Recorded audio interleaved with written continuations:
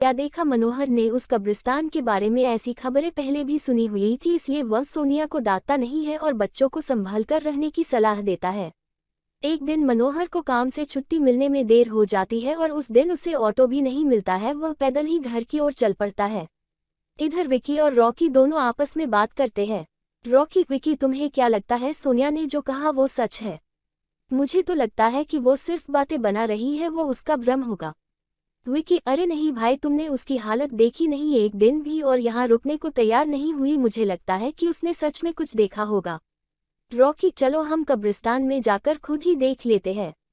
विकी, अरे भाई तुम पागल तो नहीं हो गए हो? मुझे अपनी जान बहुत प्यारी है, मैं कहीं नहीं जाऊंगा और तुम भी मत जाओ।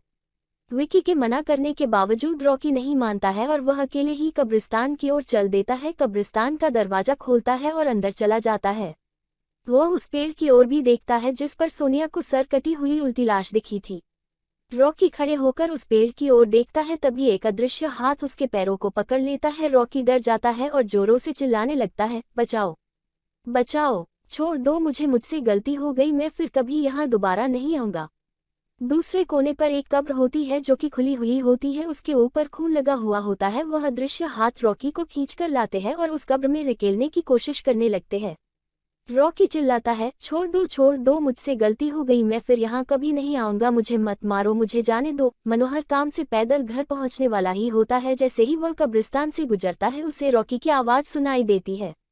मनोहर, ये क्या? ये तो रॉकी की आवाज़ लगती है, ये तो कब्रिस्तान से आ रही है, मुझे जा करके देखना चाहिए। मनोहर कब्रिस्तान में चारों ओर देखता है लेकिन रॉकी कहीं नहीं दिखाई देता है।